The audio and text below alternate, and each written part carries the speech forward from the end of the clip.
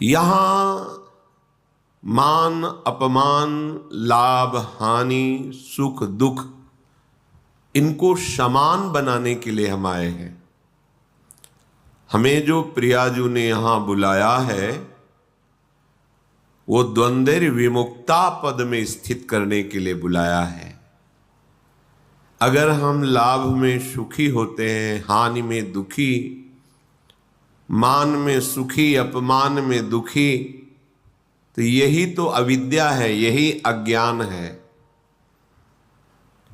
अगर इससे निवृत्त करने का अपने मन में दृढ़ निश्चय हम कर लें तो हमें प्रियाजू ने पूरा का पूरा संविधान परम पद में आरूढ़ करने वाला प्रदान कर दिया है।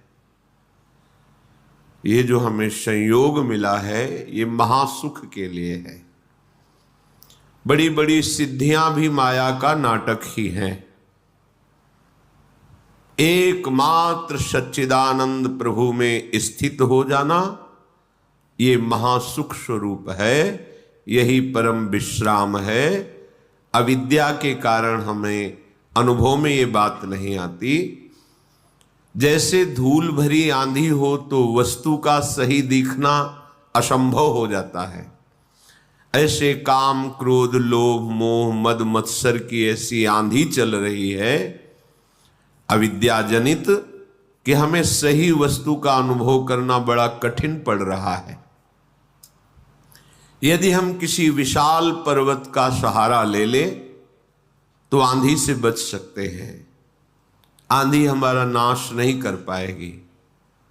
वो विशाल पर्वत की तरह भगवत प्रेमी महात्माओं के चरणों का आश्रय और उनके वचनों के अनुसार चलना, फिर ये कामादि दोषों की आंधी आपको उड़ा नहीं पाएगी, नष्ट नहीं कर पाएगी।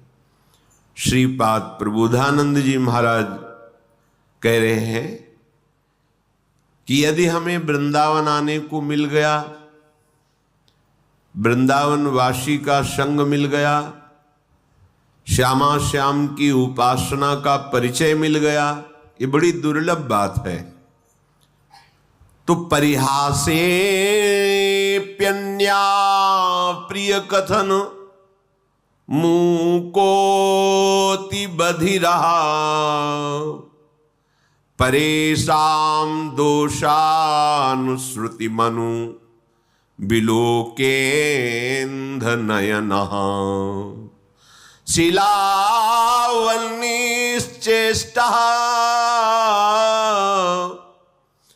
परवपुषि बाधा लव विधौ कदा वत्स्याम्यस्मिन् हरिदैत वृंदावन वने। यदि कृपा करके प्यारे जू ने मुझे वृंदावन बुला लिया, सत्संग सुनाया, सतमार्ग का परिचय मिला, अब हम अपने साथ धोखा नहीं करेंगे। कोई किसी के साथ धोखा नहीं करता। तुम समझते हो हमने दूसरे के साथ छल करके, कपट करके, चोरी करके, चतुराई से ऐसा कर लिया, दूसरे के साथ नहीं। वो अपने लिए तुम बीज बोए हो, तुम्ही को फसल काटनी पड़ेगी। बाद में तुम्हारे रोने चिल्लाने से कुछ नहीं होता, मिथ्या भगवान पर आरोप करने से कुछ नहीं होता। काल ही कर्म ही ईश्वर ही मिथ्या दोष लगाए।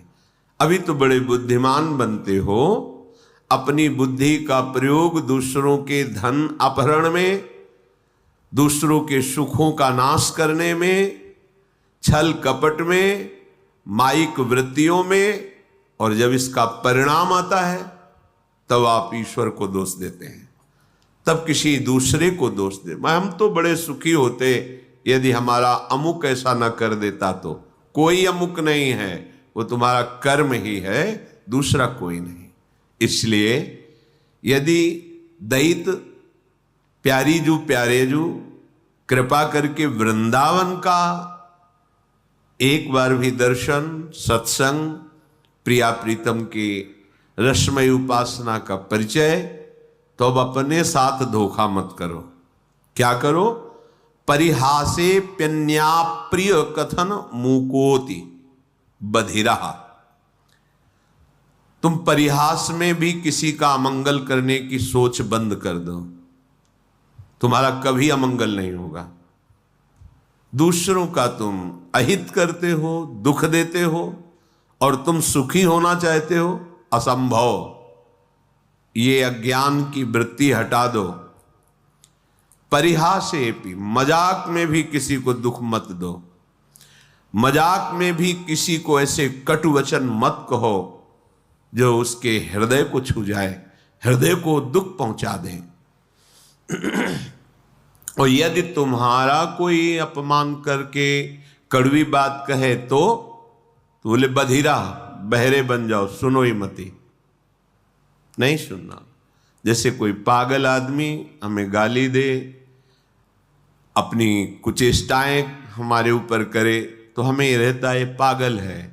ऐसे ही त्रिगुणात्मिका माया के द्वारा जिनके ज्ञान का अपहरण कर लिया गया है, सतमार्ग के पथिक की वो अवहेलना करें, निंदा करें, दोष दृष्टि करके, दोष निकाल करके उनको प्रकाशित करें, वर्णन करें, कोई फर्क नहीं पड़ना चाहिए, क्योंकि वो बेचारे पागल हैं। त्रिगुणात्मिका माया अविद्या के द्वारा उनकी बुद्धि मलिन कर दी गई है।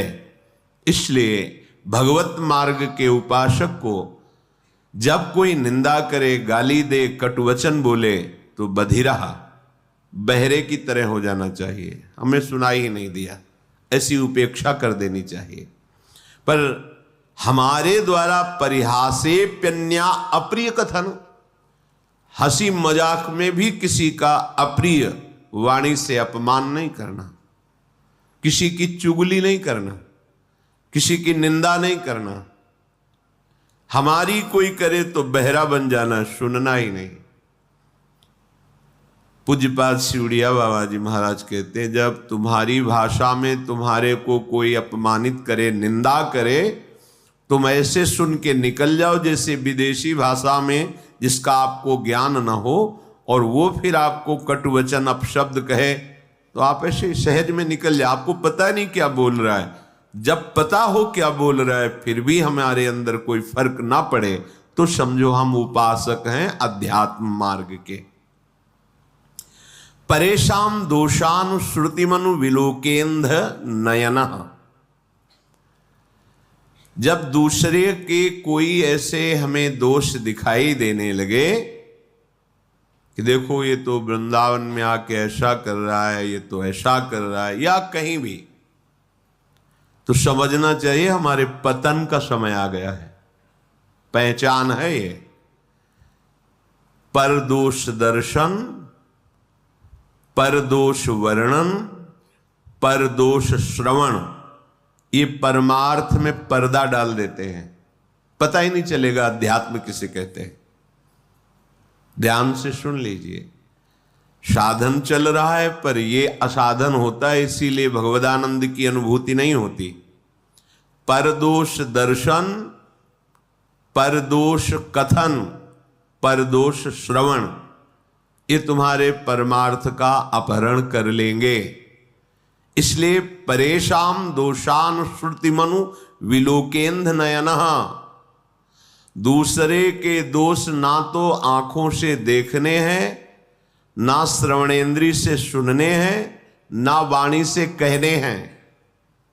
यदि ऐसा करोगे तो तुम्हारा भगवत मार्ग रुक जाएगा।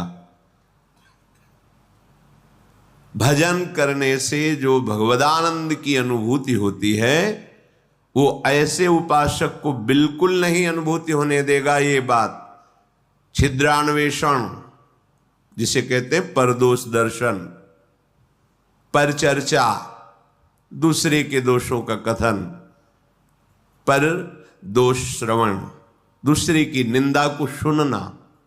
हम भगवत मार्ग के पथिक हैं, हमें बिल्कुल सावधान रहना है।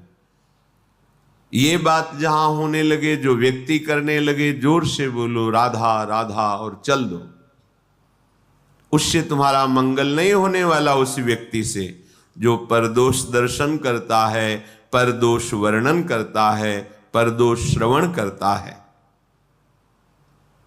श्रीपाद कह रहे हैं शीलावन्निश्चेष्टा परवपुषी बाधा लव विधौ। जब तुम्हें कोई कष्ट पहुंचावे तो पत्थर सरीखे हृदय के हो जाओ, कठोर हृदय, सह जाओ चुपचाप। जैसे पत्थर में चोट पहुंचावे तो कोई फर्क नहीं पड़ता, ऐसे ही तुम्हारे ऊपर कोई फर्क नहीं पड़ना चाहिए।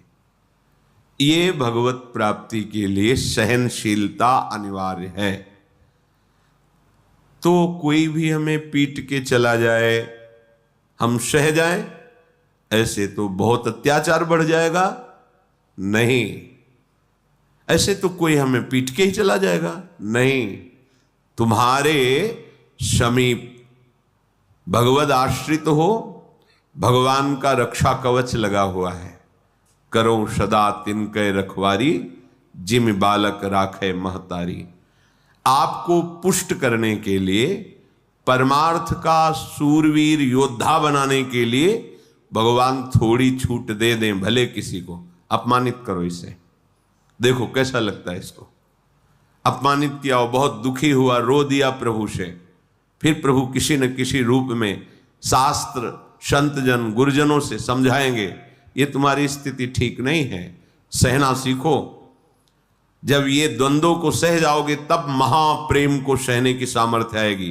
तुम द्वंद्वों में विचलित हो रहे हो, कोई अपमानित कर दिया, गाली दे दिया, तुम रो पड़े, फिर महाप्रेम को कैसे सहोगे? वो प्रभु तुम्हें समर्थ बनाने के लिए भले किसी को प्रेरणा कर दे, अन्यथा कोई ऐसा पैदा नहीं हुआ कि भक्त का बाल बांका कर सके। वो हाथ उसी समय नष्ट हो जाएगा जिस समय भगवान के जन की तरफ वो अन्य भाव से हाथ उठाएगा। अपमान भावना से राम रोष पावक सो जरई, जो अपराध भक्त कर करे। हमें चाहिए सहनशीलता। अगर कोई हमें कटुवचन कह रहा है, कोई पीड़ा पहुंचा रहा है, चुपचाप सह जाओ। ये भगवान आपको मजबूत करना चाहते हैं, प्रेम मार्ग का शूरवीर योद्धा बनाना चाहते हैं। तुम्हारे हृदय में ऐसी सामर्थ्य दे, सच्ची मानिए। नहीं तो बड़े बड़े महापुरुषों को इतनी सामर्थ्य है उनमें, भगवान अधीन है और उनको भी कोई पीट दे, कष्ट दे दे, ये खुद विधान बनाते हैं। श्री माधवदास बाबा जी समुद्र के किनारे पर्णकुटी में दरवाजे की तरफ पीठ करके, कुटिया की तरफ मुख करके कि कोई भजन में विक्षेप ना पहुंचाए, ऐसे बैठते थे। छोटी सी झोपड़ी थी, तो दरवाजे की तरफ पीठ है और पीछे की तरफ ऐसे मुख किए, निरंतर भजन में 2-2, 3-3 दिन हो जाते, भोजन के लिए भी नहीं जाते। श्री भगवान करुणा करके स्वयं जगन्नाथ जी अपने भोग की थाल लेकर आए। बाबा, ये जगन्नाथ जी का प्रसाद है, प्रभु ने भेजा है, पालो। हाँ, रख दो, हमारा भजन पूरा होगा, हम उठेंगे, प्रसाद पालेंगे, थाल यहीं धो के रख देंगे, तुम ले जाना। अच्छा बाबा, रख के चलेंगे। समय हुआ भजन पूरा, तो दिखाए तो स्वर्ण की थाल भगवत प्रसाद आनंदित होकर पाया और समुद्र में मार्जन करके थाल रख दी। अब वहां थाल गायब हो गई भोग की। किसी ने बताया, हमने देखा समुद्र किनारे पर्णकुटी में वो थाल धुली हुई रखी, माधवदास बाबा क्या। भगवत पार्षद जन आए, तुमने थाल चुराई, पिटाई की? कुछ नहीं बोले। जब भगवान ने भोग प्रसाद दिया तो जैसे उसमें आनंद, ऐसे भगवान के पार्षद धक्का मुक्की करके पिटाई करे, उसमें आनंद। किसने के? उनको ये समझ नहीं है कि ऐसे एकांतिक गर्भगृह से भोग की थाल भला बाबा के, और अगर ले जाते तो सब बाहरी तो बैठे थे ध्यानस्थ कि भगवान भोग आरोग रहे, पार्षद बैठे हुए चिंतन कर रहे, पर वहां प्रभु पिटाई करवाना चाहते थे। नहीं, किसी की ताकत है कोई छूले भक्त को, क्यों करवाना चाहते हैं? अपने भक्त को मान रहित, देह भाव रहित, हृदय में ऐसा महान पुष्ट भगवत प्रसाद पा रहे हैं, भगवत पार्षदों से पिटाई, दोनों समान। इसीलिए भक्तजनों के साथ कभी कभी ऐसे बर्ताव हो जाते हैं तो उनको ये नहीं सोचना चाहिए कि कहाँ गए भगवान, रक्षा क्यों नहीं की। वो चाह रहे हैं तुम इतने सहनशील बनो, तुम इतने महान हृदय वाले बनो। हमें तो पीड़ा हो रही है और हम महान हृदय वाले बने, हमारा तो अपमान करा दिया, फिर तुम शरणागत किसके हुए, समर्पण तुम्हारा किसका हुआ। ये शरीर जड़ है, इसी में तदात्म होने के कारण दुख सुख का, जन्म मृत्यु का ये महान बंधन प्राप्त हुआ है। भगवान कृपा करके इसी तदात्म को मिटाते हैं। वो अभी अविद्या का प्रभाव, इसलिए बात समझ में नहीं आएगी। जैसे सांप की केचुल में कितनी भी पीड़ा दो, सांप को कोई पीड़ा नहीं होती, केचुल अलग है, वो अलग है। ऐसे ही आत्म तत्व में ना तो किसी दिव्यास्त्र का, न किसी अग्नि आदि का प्रभाव होता है, क्योंकि वो दिव्य स्वरूप है। नैनम छिन्नन्ति शस्त्राणि नैनम दहति पावकः न चैनम क्लेदयन्त्यापो न शोषयति मारुतः। ये हमारा स्वरूप है। हम अपने स्वरूप को भूलकर जो देह भाव में मान अपमान, सुख दुख, लाभ हानि, जन्म मृत्यु को प्राप्त हो रहे हैं, उपासक को इसी ममता, इसी आसक्ति से हटाकर प्रभु समता में, स्वरूप में स्थित करते हैं। वो जगत गुरु हैं, वो सर्व रूप में हैं, वो काहे को हमें कष्ट देंगे, हमारा माना हुआ भ्रम नष्ट करते हैं। सच्ची मानिए तो श्रीपाद कह रहे शिलावन निश्चेष्ट पर वपुषि बाल लव विधो। जैसे किसी पत्थर पे चोट पहुंचाए तो कोई फर्क नहीं पड़ता, ऐसे ही उपासक को होना चाहिए। श्री अनंग बोधाश्रम स्वामी जी महाराज फतेहपुर जिला में अश्विनी घाट गंगा किनारे बड़े महापुरुष थे। जब से गुरु जी ने संन्यास दिया था, गंगा जी की रेती के सिवा कभी ऊपर नहीं चढ़ते थे। जहां संन्यास दिया था बस वहीं, वैसे ही दिगंबर जैसे संन्यास दिया गया था, निर्वस्त्र संन्यास दिया जाता है। गंगा जी में खड़े करके बड़ा करुण प्रसंग होता है। आपका कौन? तो गंगा में हाथ उठा के, तो भगवान नारायण के सिवा कोई नहीं। इसी बात को आज जीवन निर्वाह करना होता है, नारायण के सिवा कोई। फिर वो व्यवहार रक्षा के लिए लंगोटी और अचला आदि देते हैं। उन्होंने मना कर दिया, गुरुजी जब एक बार उतार दिया अब दोबारा जीवन में नहीं धारण करेंगे। दिगंबर ऐसे वो भी कभी कभी, जैसे एक वकील साहब थे, उनके यहाँ रोटी बटती थी गरीबों को सुबह, कभी कभी लाइन में खड़े हो जाते थे, प्रच्छन्न वेश, जटाएं, नंग धड़ंग। अब 30 किलोमीटर चल करके गए। अब वहां नौकर लोग थोड़ी पहचानते थे कि इस उच्च कोटि के ज्ञान संपन्न महापुरुष, जिनको धर्म सम्राट करपात्र जी भी साक्षात ब्रह्म अनुभव करते हुए साष्टांग दंडवत करते थे, बेलाइन में ऐसे घुस जाते, वो धक्का मारते, फिर और जगह से घुसते, 2-3 थप्पड़ मारते, पागल है, लाइन में पीछे खड़ा हो, 2-4 बार ऐसे पिटते, जानबूझ के चेष्टा करते। जो बांटने वाले मालिक थे, बंटवाने वाले, वो एक दिन आए, उन्होंने देखा, अरे स्वामी जी गए साष्टांग दंडवत के, अरे स्वामी जी आप, अरे बोले तुम जाओ, हमारा काम मत बिगाड़ो, चलो तुम अपना काम करो। उनको डांट दिया। हम नौकरों के होश उड़ गए कि अगर स्वामी जी ने कह दिया तो हमारा तो क्या होगा।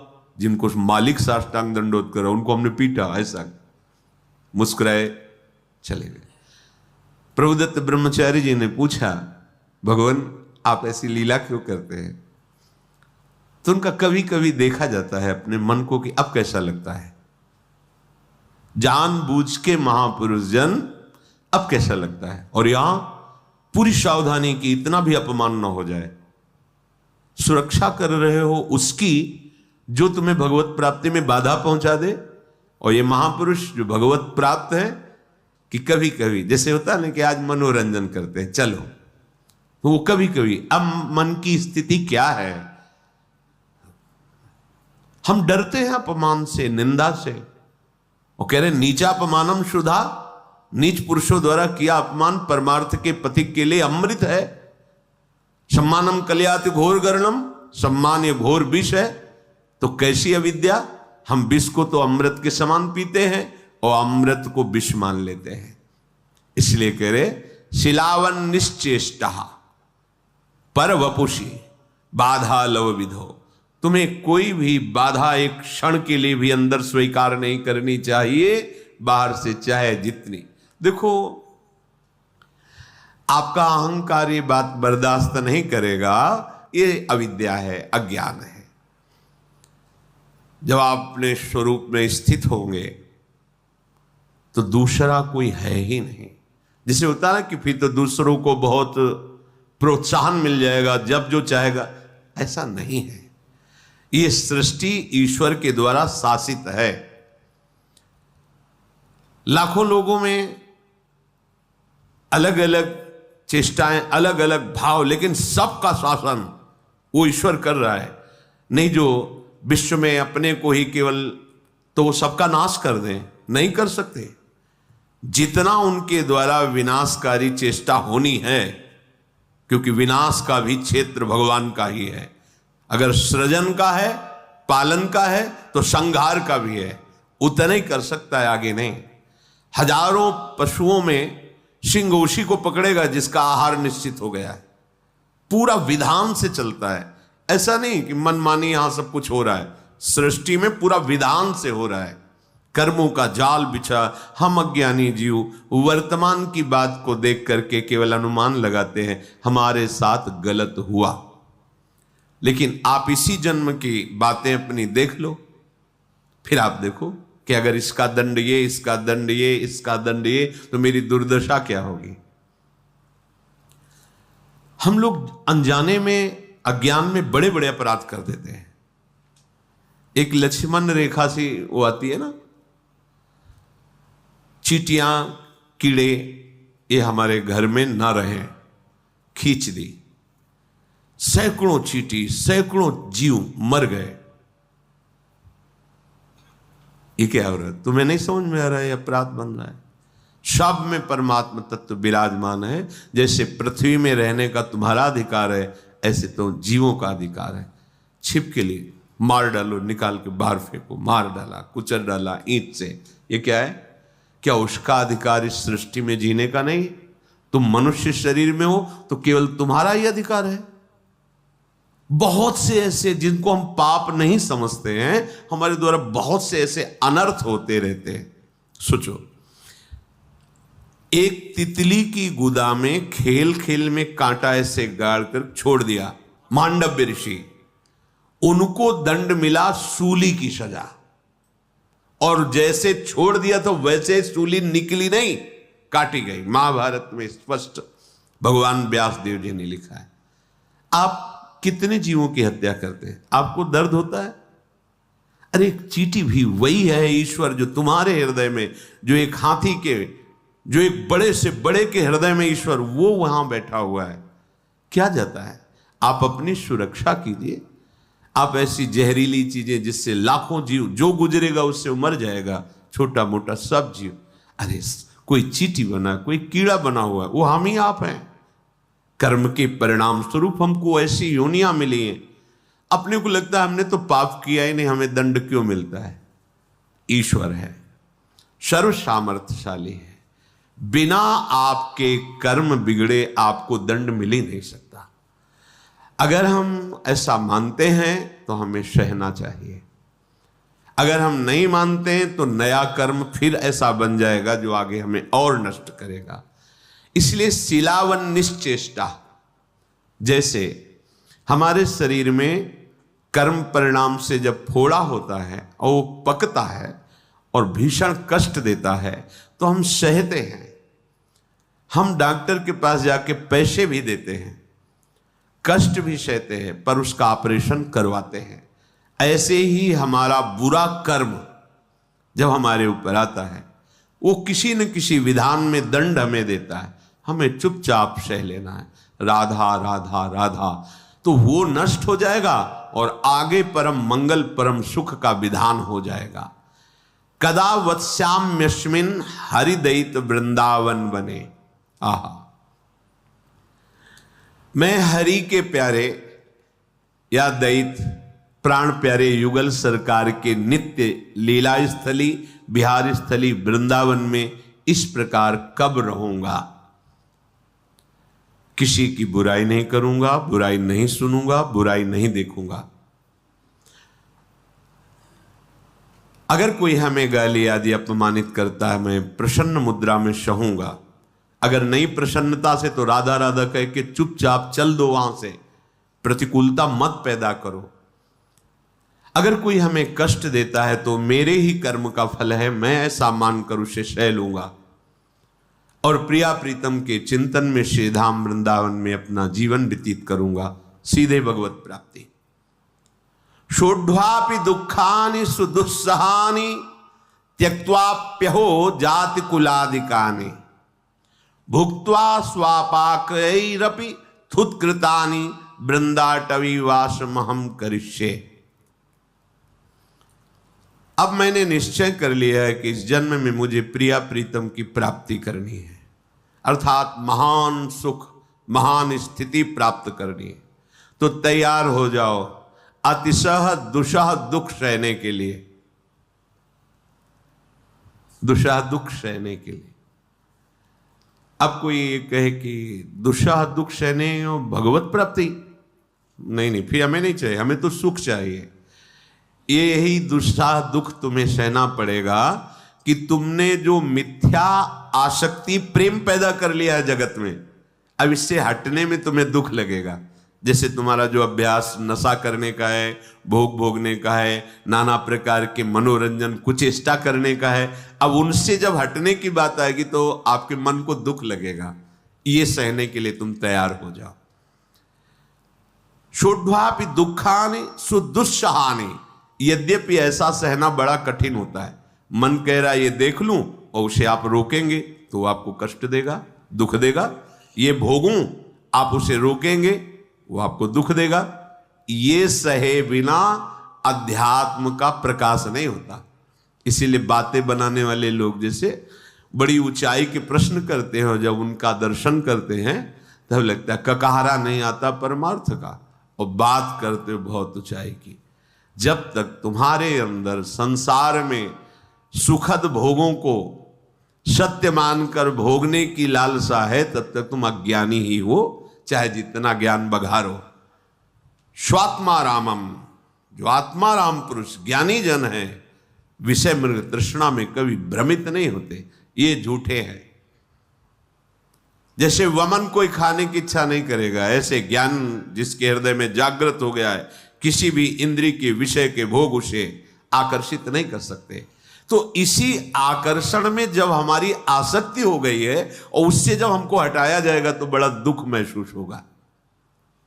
जैसे खेलते हुए बालक को, धूल धूसरित बालक को माता उन खेलों से निवृत्त करके सुंदर स्नान करके सजाकर अपनी गोद में बैठाल कर अपने वक्षस्थल का परम पवित्र दुग्ध पान कराने की चेष्टा कर रही है, पर बालक को लगता है कि मुझे दुख दिया जा रहा है, मेरे खिलौने छीने जा रहे हैं, मुझे खेल से हटाया जा रहा है।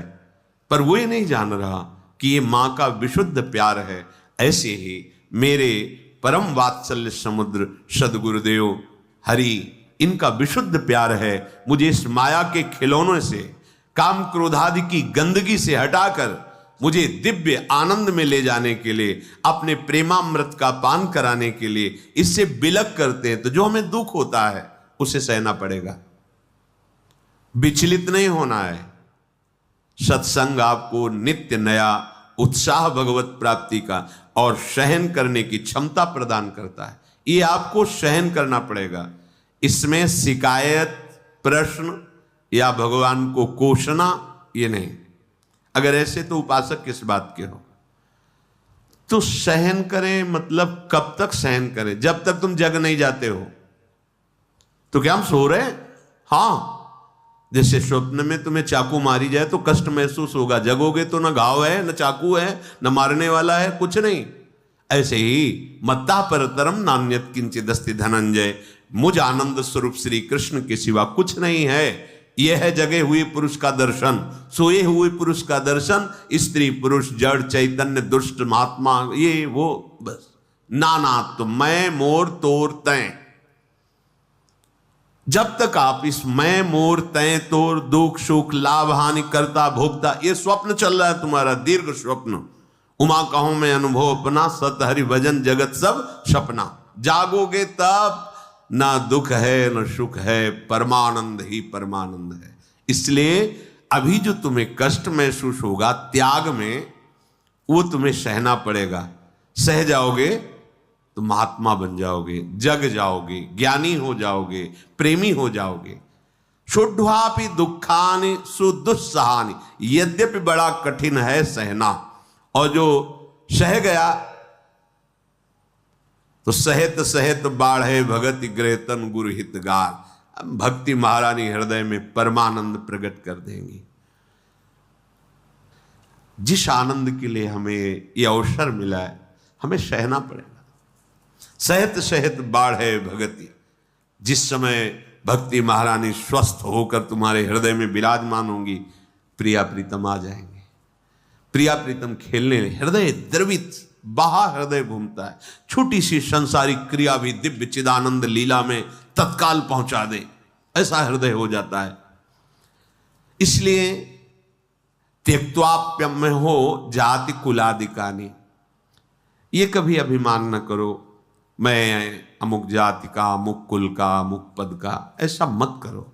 ये मायिक है, ये मायिक है, माया में रचा हुआ है। तुम्हारी जाति केवल भगवान के तुम अंश हो, अच्युत जाति के हो, भगवत जाति के हो। भगवत प्राप्ति के लिए कह रहा हूं, यहां दूसरी कोई, यहां एक ही धर्म है, निरंतर भजन करना, और एक ही फल है, अपने लाडले को प्राप्त कर लेना। बस तुम कौन हो, कहां के हो, कैसे हो, इन प्रश्नों का कोई भी महत्व यहां नहीं है। जो हो, जैसे हो, जहां के हो, आ जाओ, प्रभु की शरण में हो जाओ, तुम प्रभु के हो, प्रभु को प्राप्त कर लोगे, सीधी बात। तस्मात् शास्त्रम प्रमाणम, यहां कह रहे त्यक्त्वाप्यहो जाति कुलादिकानि। इस गर्व में मत रहो कि मैं उत्तम जाति का हूं, मैं किस कुल का हूं, या ऐसी हीनता भी मत लाओ कि मैं अमुक जाति का हूं, मुझे कैसे भगवत प्राप्ति होगी। मानव एक भगति करना था, दूसरों को सुख पहुंचाना, निरंतर भगवत स्मरण करना, भगवान के आश्रित रहना। हम सब बच्चे एक ही पिता के हैं। कोई भी धर्म बोलो, कोई भी पंथ बोलो, कोई भी, हम एक ही पिता की संतान हैं। सच्ची सच्ची परम सच्ची परम सत्य, इतनी भी मिलावट नहीं। अब एक बाप के कई बेटे होते हैं तो अलग अलग स्वभाव के होते हैं, अलग अलग प्रभाव के होते हैं, उनका अलग अलग अपना मन का भाव है। तो मेरे पिता इतने दयालु हैं कि तुम जिस भाव से बसते हो उस भाव से तुम्हें दुलार करते हैं। अरे तुम दुश्मनी कर लो तो वो वैसे ही तुम्हारे सामने आ जाएंगे, दुश्मनी करोगे तो दुश्मन बन के आ जाएंगे। बड़े कृपालु, ये यथा माम प्रपद्यन्ते तास तथैव भजाम्यहम् हम। बस भुक्त्वा स्वपाकैरपि थुत्कृतानि वृंदाटवी वासमहं करिष्ये। जैसे बन जाए वैसे तुम वृंदावन का आश्रय ले लो, वृंदावन के रसिकों का संग करो। नीच पुरुषों द्वारा किया हुआ जो तिरस्कार है उसको सहो। भुक्त्वा स्वपाकैरपि थुत्कृतानि, बड़ी महिमा की बात है कि अगर हमें कोई जूठा करके भी भोजन दे दे और वो वृंदावनवासी है, प्रिया प्रीतम का उपासी है, वो भले हम उसे आदर के साथ लेके पाएंगे, सब कुछ सहेंगे, किसी से कुछ नहीं कहेंगे, राधा राधा राधा राधा, और ये जीवन श्री जी में लीन कर देंगे, तन्मय कर देंगे। ये जीवन का परम लाभ। कहीं कोई अहंकार न, यहां इस भाव का तात्पर्य है कि हम इतने दैन्य हो जाए कि सबसे छोटे हम हैं, सब महान हैं। तृणादपि सुनीचेन, इसीलिए यहाँ कहा कि भुक्त्वा स्वपाकैरपि थुत्कृतानि, अगर स्वपच आदि के द्वारा भी ब्यास मिठाई विप्र की तामे ला गए आग, वृंदावन के स्वपच की जूठन खाइए मांग। उसी का संस्कृत में कह रहे हैं, भुक्त्वा स्वपाकैरपि थुत्कृतानि, जूठा भूख लगेगो मांग खाओंगो गिनो न सांझ सवेरो, ब्रजवासिन के जूठ टूक और घर घर छाछ महेरो, ऐसो कब करी हो मन मेरो। क्योंकि यहाँ केवल प्रेम निधि प्रियालाल के ही निज जन है, इनमें भेदभाव नहीं करना है। जैसे श्री जी हमें रखे, जैसी परिस्थिति हो, बस हमें राधा वल्लभ श्री हरिवंश, राधा वल्लभ श्री हरिवंश, इसी से सब मंगल हो।